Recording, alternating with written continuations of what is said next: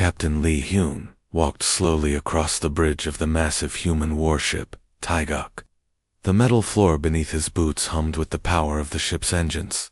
Around him, dozens of crew members worked at their stations, their faces lit by the blue glow of computer screens. Something was wrong. Hyun could feel it in his bones. "Captain, you need to see this," called out Communications Officer Park Mina from her station near the front of the bridge. Her voice carried a note of concern that made everyone nearby look up from their work. Hyun moved to stand behind her chair, looking down at the swirling patterns on her screen. There, barely visible against the background noise of space, was a weak signal. It pulsed like a dying heartbeat, over and over again. "What am I looking at, Mina?" Hyun asked, though part of him already knew the answer would be trouble. "It's a distress call, sir. Universal mathematical codes. The kind every spacefaring species uses when they're about to die." Mina's fingers moved quickly over her controls, trying to clean up the signal. But there's a problem. Of course there was. There always was. Chief Navigator Kim Jun turned in his chair, his face pale. "Sir, that signal is coming from the Cathari dead zone. Nothing lives there. Nothing can live there." Hyun felt his stomach drop. The dead zone was legendary among spacers.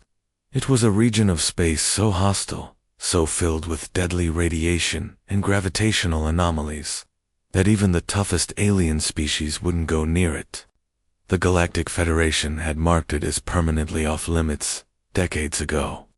"Show me the radiation readings," Hyun ordered. Kim's hands shook slightly as he brought up the data. "Sir, the background radiation alone would kill most known species in under 10 minutes. The gravitational distortions would tear apart any normal ship, and that's just what we can measure from here." The bridge fell silent except for the steady hum of the ship's systems. Every crew member was listening now, waiting to see what their captain would decide. "Could it be a trap?" asked Lieutenant Choi Dae from the weapons station. "Pirates sometimes use fake distress signals to lure ships into ambushes." Hyun nodded. It was possible, but something about the weak, desperate pulse of the signal told him otherwise. This wasn't the strong, clear beacon a pirate would use. This was the last gasp of someone truly dying. "The signal has been broadcasting for at least 6 hours, Mina reported. "It's getting weaker every minute." Hyun closed his eyes and thought, 6 hours. Whoever was out there had been calling for help for 6 hours, in one of the most dangerous places in known space. By now, they were probably barely alive. He opened his eyes and looked around at his crew. These were humans, Earthborn, raised on a planet that most aliens considered a nightmare death world. They had grown up breathing air that would poison other species, drinking water that would burn their throats, walking under a sun that would give them radiation poisoning. If anyone could survive the dead zone, it would be them. "Set course for the signal," Hyun said quietly. "Maximum speed." The bridge erupted in activity as his crew jumped to follow orders. But Hyun caught the worried glances they exchanged with each other. They would follow him anywhere, but they weren't stupid. They knew what they were flying into. "Sir," Kim said carefully, "this violates Federation rescue protocols. They specifically forbid entering the dead zone under any circumstances." "Then it's a good thing we're human," Hyun replied with a grim smile. "Alert the rest of the fleet. Tell them we're going hunting in hell itself." The moment Captain Lee Hyun gave the order to change course, chaos erupted on the bridge. Warning lights flashed red across every console as the ship's computer systems registered their new destination. The Taeguk groaned as it adjusted its massive bulk toward the forbidden zone in the corner of the bridge. Something that looked like a walking crystal sculpture began making high-pitched clicking sounds.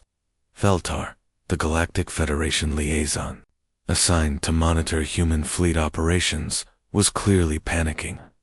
Captain Hyun, Veltar's translator, converted his clicks into nervous speech. "You cannot do this.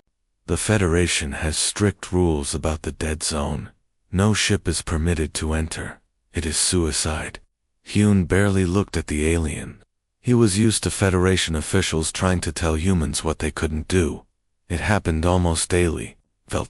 With respect, your people wrote those rules, because your ships can't handle what's out there. Ours can. Hyun's voice was calm but firm. Someone is dying, and we're going to help them. Lieutenant Choi Dae was hunched over his station, scrolling through pages of environmental data. His eyes widened as he read the numbers. Sir, the radiation levels are off the charts. Class 7 storms, gravitational anomalies, cosmic lightning strikes. It's like flying into the inside of an exploding star. Any normal person would have been terrified by that description. But Choi Dae wasn't any normal person. He was human. He was born on Earth, a planet where the weather regularly tried to kill everything on it. Can our ships handle it? Haeon asked. Choi Dae grinned. Sir, our ships were built to handle Earth's magnetic storms. This might actually be easier than flying through a hurricane back home.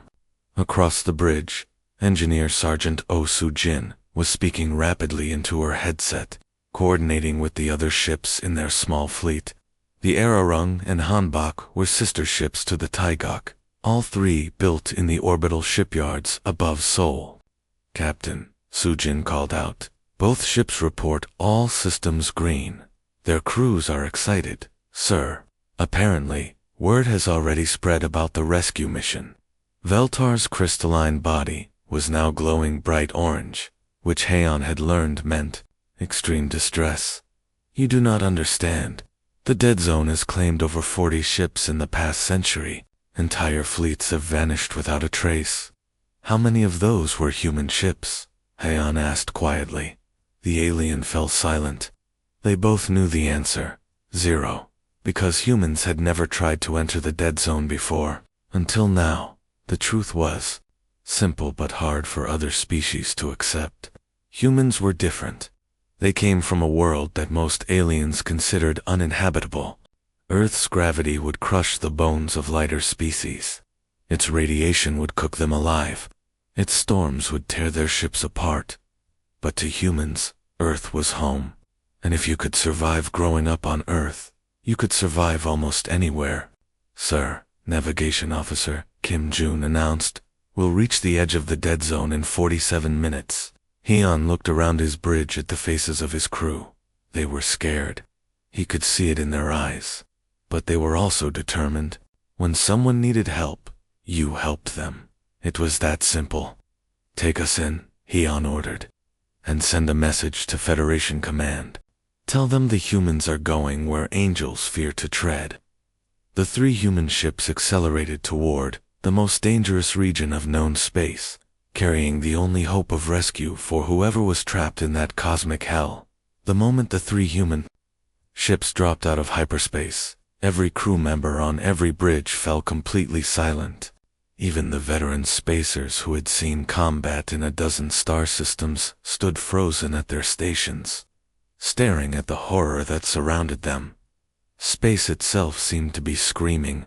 A massive red giant star, easily 10 times the size of Earth's sun, dominated the center of the system.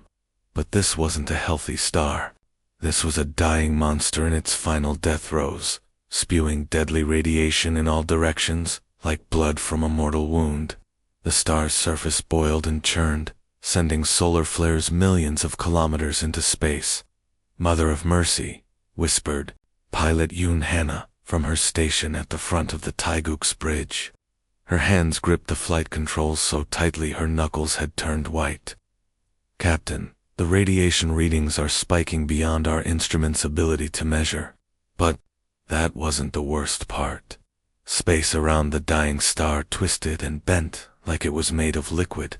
Gravitational anomalies warped reality itself, creating pockets where time moved differently and areas where the laws of physics seemed to break down completely.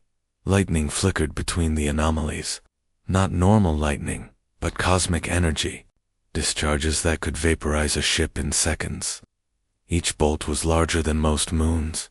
And somewhere in the middle of this cosmic nightmare, something was dying. There, called out sensor operator Lim Woo, pointing at his screen. bearing 27 Mark IV. I've got the source of the distress signal. On the main display, a ship appeared, but calling it a ship was almost insulting. It was more like a work of art that had been built to travel between the stars. The vessel was huge, easily twice the size of the human fleet combined, with flowing curves that looked almost alive. Bioluminescent panels ran along its hull like veins, pulsing with a weak dying light, but the beautiful ship was being murdered by the cosmos around it. Gravitational forces were slowly tearing it apart, stretching the hull like taffy. Pieces of the vessel were breaking off and spiraling into the red giant's gravity well. How long has it been trapped here? Captain he asked, though he dreaded the answer. Based on the orbital decay pattern, at least 12 hours, Lim Wu replied. Maybe longer. Sir, I'm reading massive life signs aboard that vessel, thousands of them. The bridge fell silent again as everyone absorbed that information. Thousands of beings, trapped in the most hostile environment any of them had ever seen, slowly dying as their ship was torn apart around them. Are they still alive? Heian asked. Lim Wu's face was grim as he studied his instruments. Barely, sir. Life signs are fading fast. Whatever species they are, they're not built for this kind of punishment. At the rate they're declining, they have maybe 6 hours before. He didn't need to finish the sentence. Everyone understood. Sir, engineering officer, Osujin, spoke up from her station. That ship design isn't in any of our databases. We've never seen anything like it. The hull appears to be partially organic, grown rather than built. Beautiful. Pilot Yoon, Hannah, said softly. Even dying, it's the most beautiful ship I've ever seen. Captain Hyun studied the alien vessel as it slowly tumbled through the gravitational chaos. Whoever built it had never expected to encounter anything like the dead zone. It was a ship built for peaceful exploration, not survival in cosmic hell. Prep the boarding teams, Heian ordered, his voice cutting through the bridge's stunned silence. Full radiation gear. We're going in. The boarding shuttle Seoul Express fought through the cosmic storm like a fish swimming upstream through a hurricane. Outside the reinforced windows, space itself seemed to be on fire. Cosmic lightning strikes larger than continents crackled around them, each one powerful enough to destroy a small moon. Sergeant Major Kong Min gripped his safety harness as the shuttle bucked and rolled through the gravitational chaos. Behind him, 12 of humanity's finest soldiers sat in powered armor designed to survive the worst Earth could throw at them. Today, they would find out if it was enough. 30 seconds to breach, called out Pilot Li Jin from the front of the shuttle. This is going to be rough. Through the shuttle's rear camera, Min could see the alien ship growing larger. Up close, it was even more incredible. The hull seemed to pulse with its own heartbeat, and strange symbols glowed faintly along its surface. But he could also see the damage. Huge sections had been torn away by tidal forces, exposing the ship's interior to the deadly void. Remember, Min told his team over the comm, we don't know anything about these beings. They might be hostile. They might be afraid.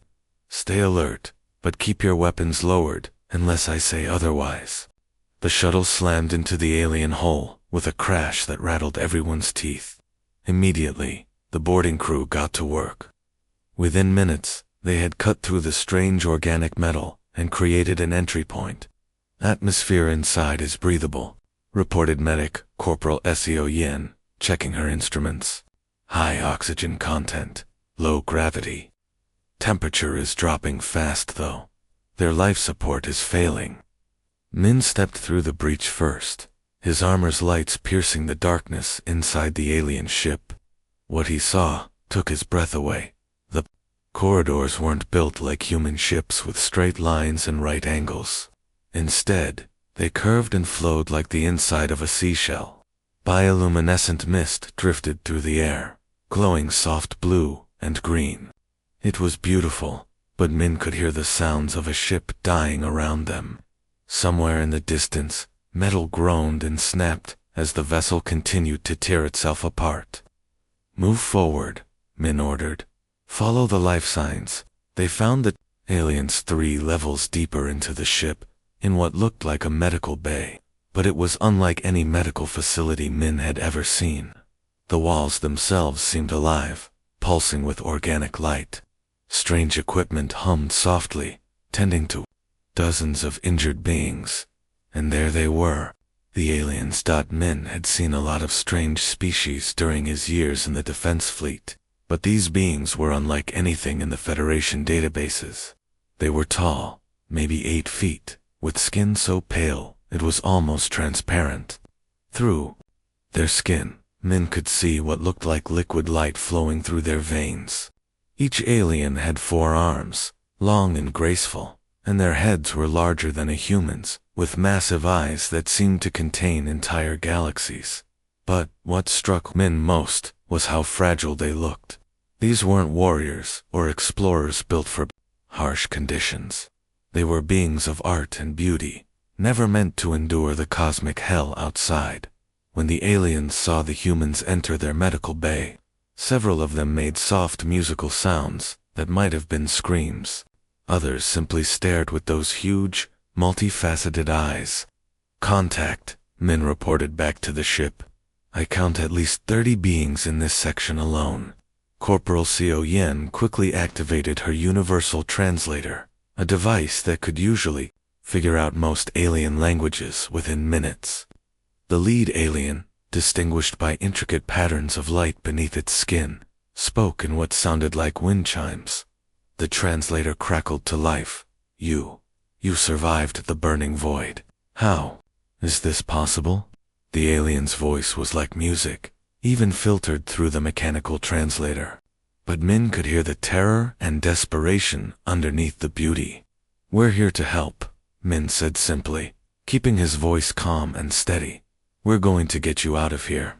The leader of the aliens moved forward slowly, each step seeming to cause great pain.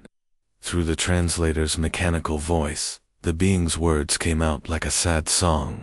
I am called Singer of Far Paths, the alien said, its 4 arms making graceful gestures as it spoke.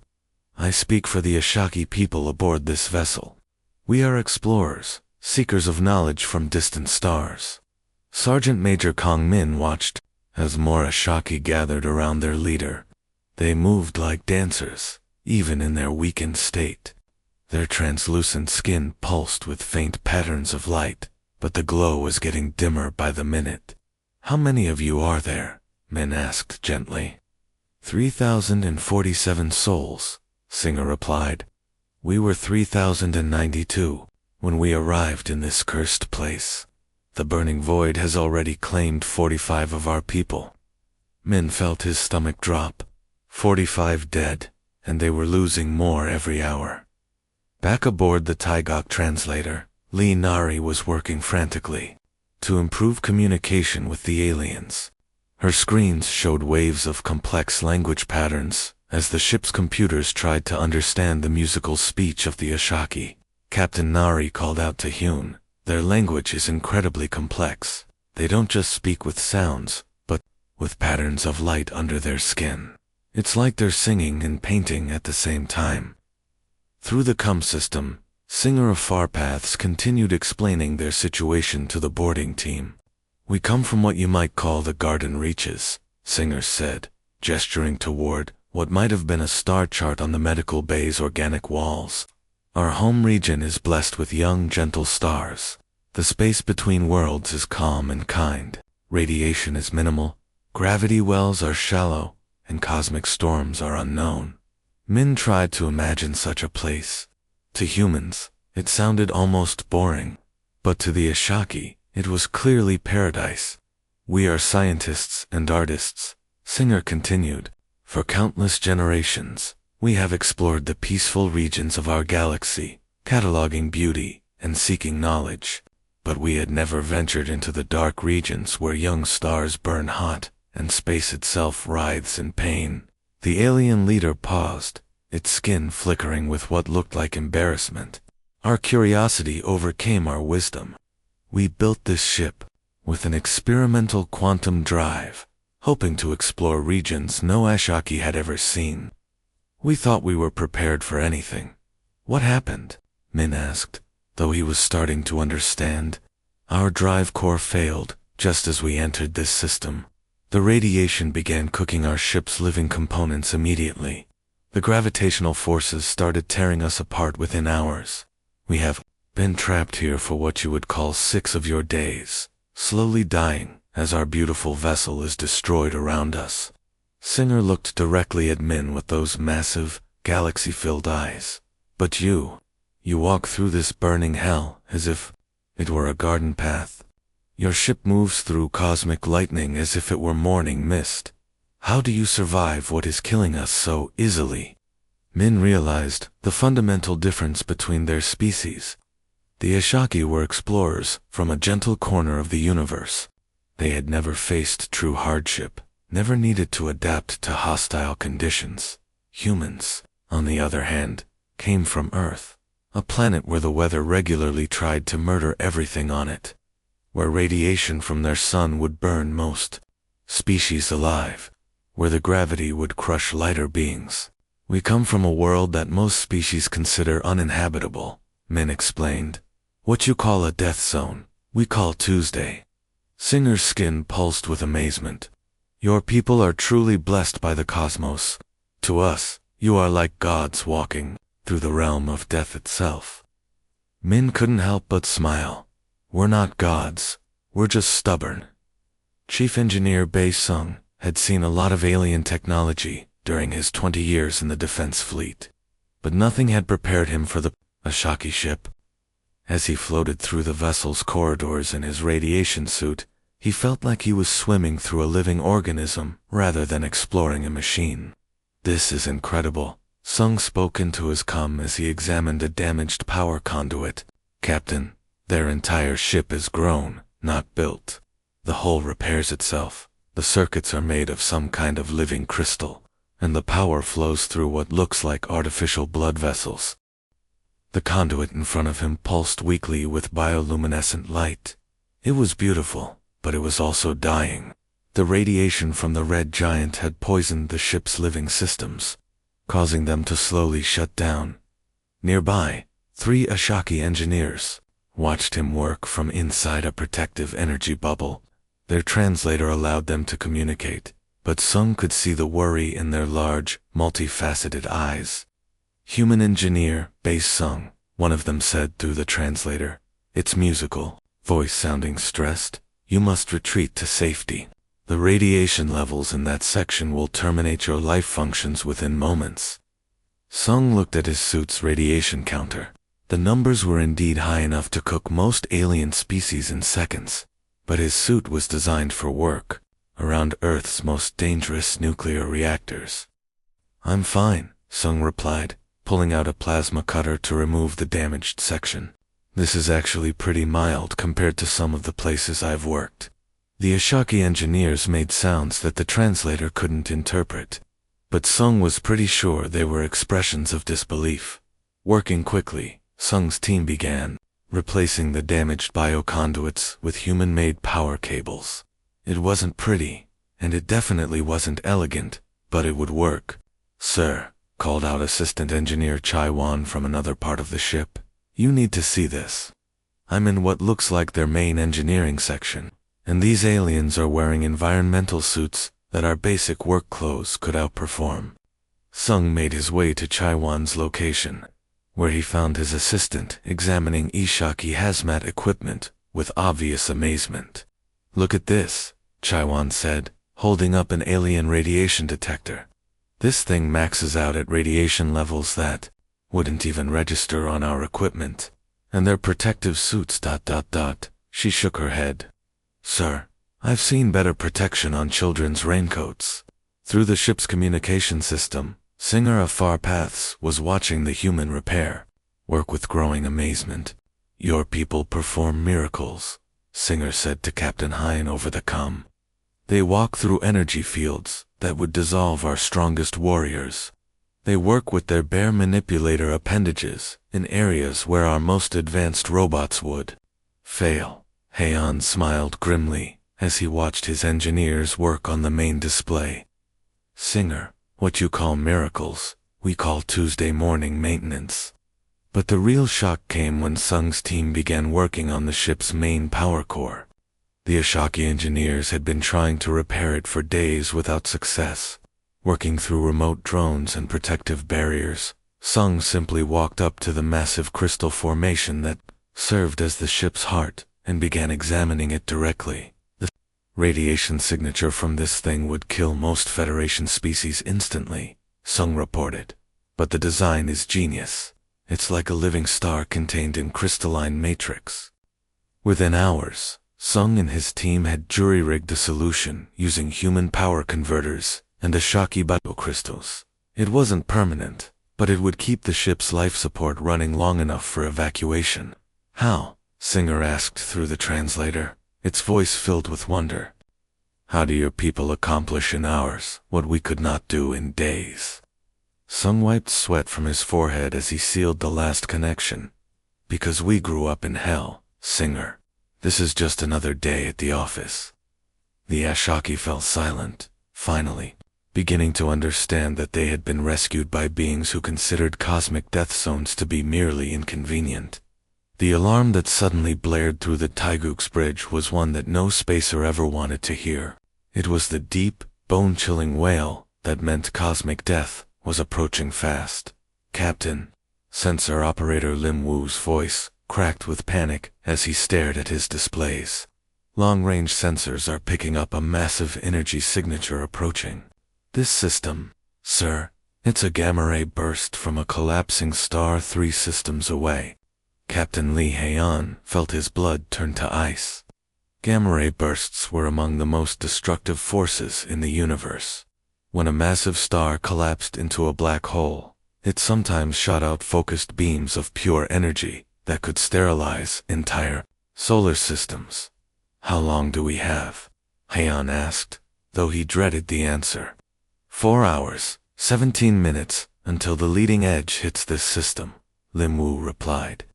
Sir, when that wave reaches us, it will strip away the atmosphere of every planet and cook anything caught in open space. The bridge fell silent as everyone absorbed the implications. They had come here to save the Ashaki, but now they were all trapped in the path of cosmic annihilation, down in the Ashaki ship's engineering section.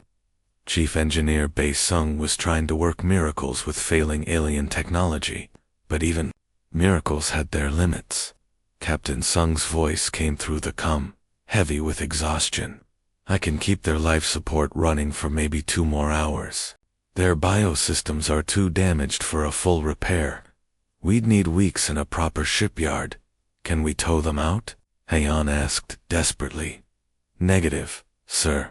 Their ship is too massive, and the gravitational distortions would tear both vessels apart if we tried.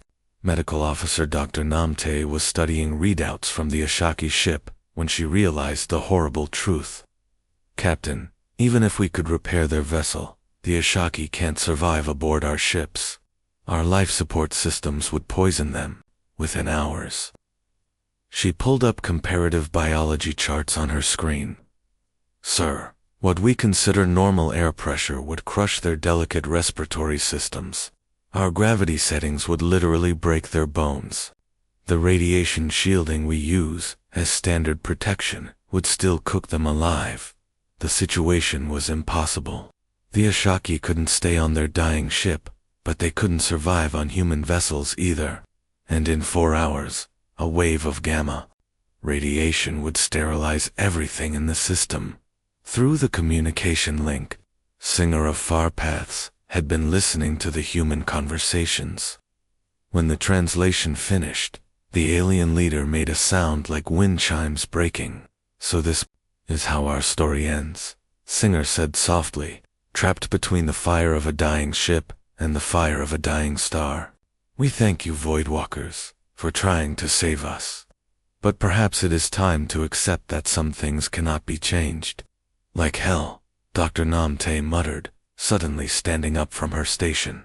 Captain, what if we modify our cargo bays, strip out all the equipment, rebuild the life support from scratch, create a safe zone specifically designed for Ashaki physiology?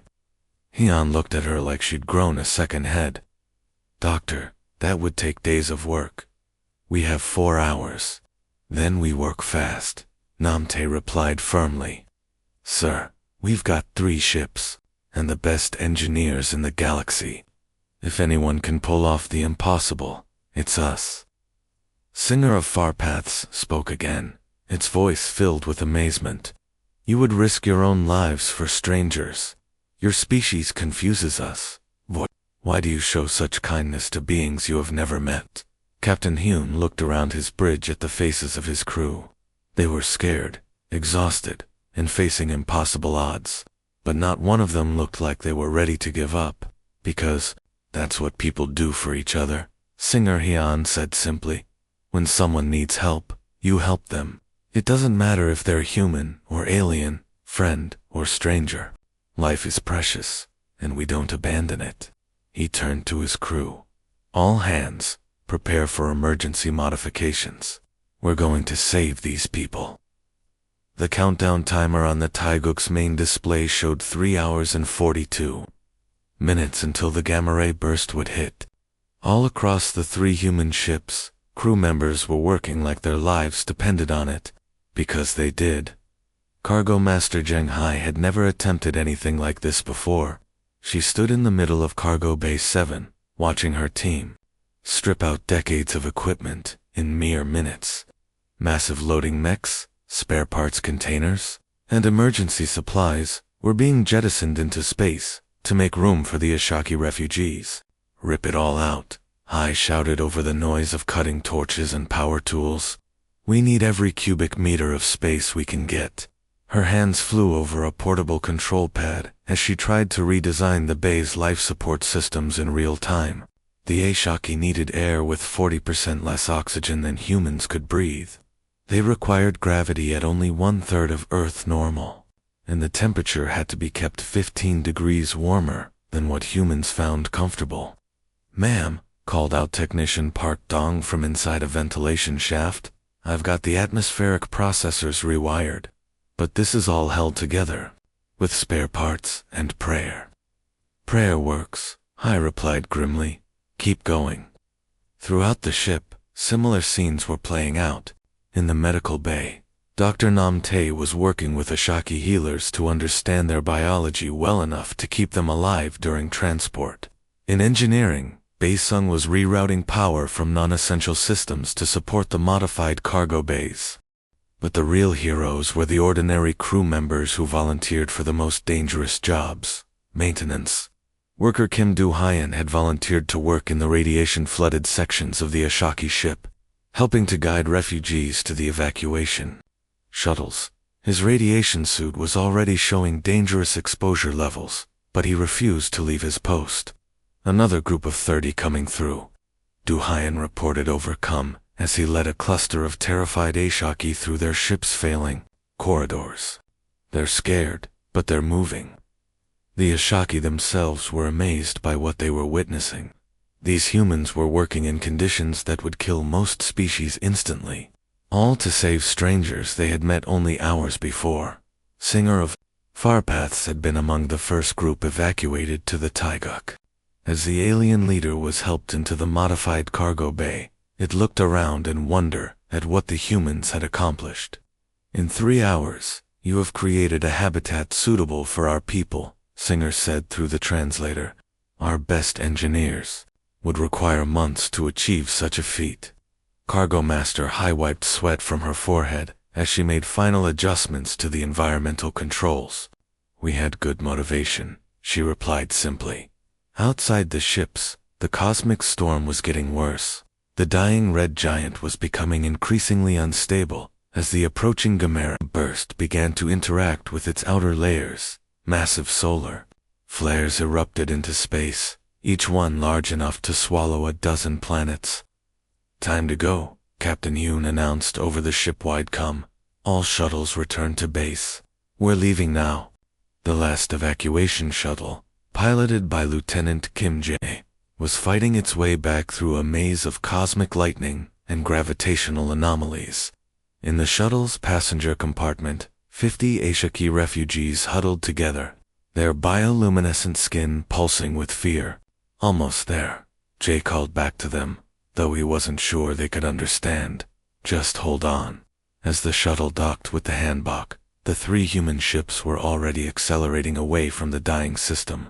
Their engines, pushed far beyond safe operating limits, screamed in protest as they tried to outrun the approaching wall of annihilating energy.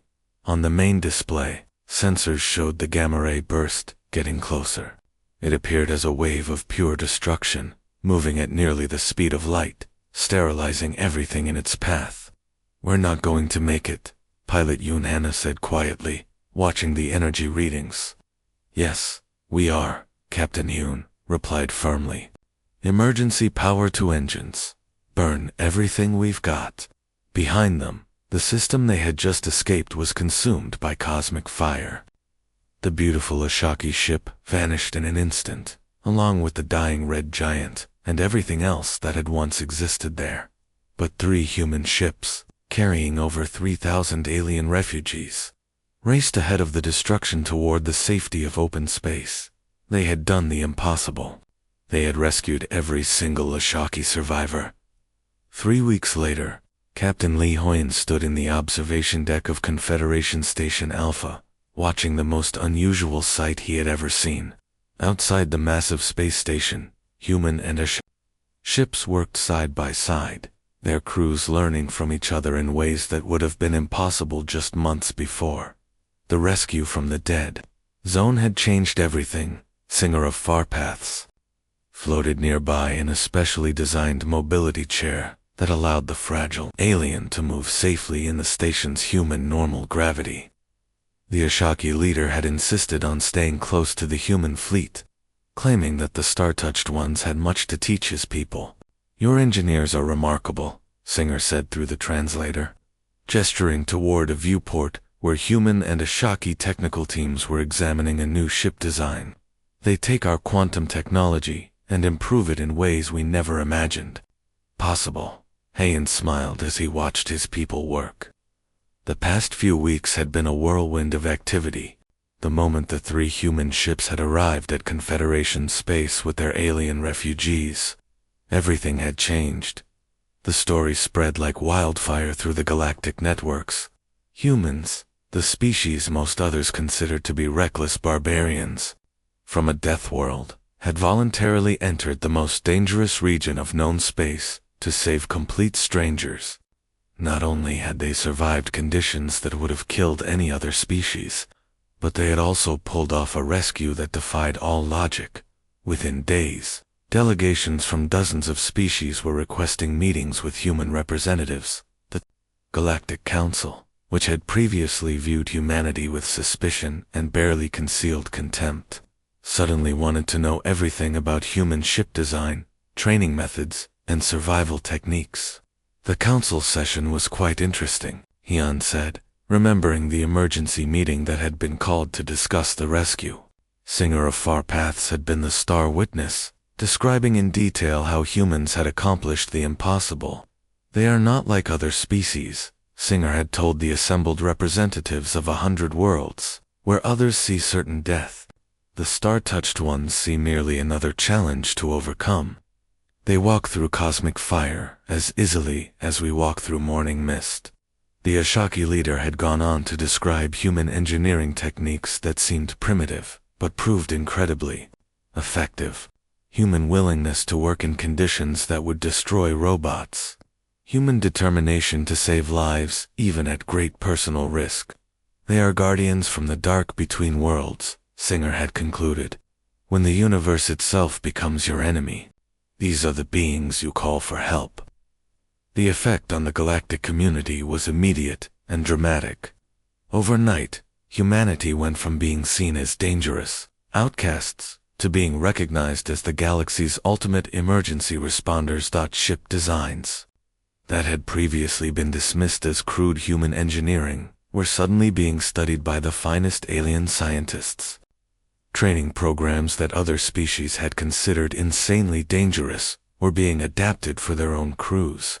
And most importantly, several species began reaching out to humanity for the first time with genuine respect rather than fear. The HFY had become humanity's first true galactic allies. Their quantum drive technology, when combined with human engineering and construction techniques, had created ships capable of surviving in environments that were previously thought to be impossible to explore. "Captain?" came a voice from behind him. Communications Officer Park Mina approached with a datapad in her hands. "You need to see this message from Confederation Command."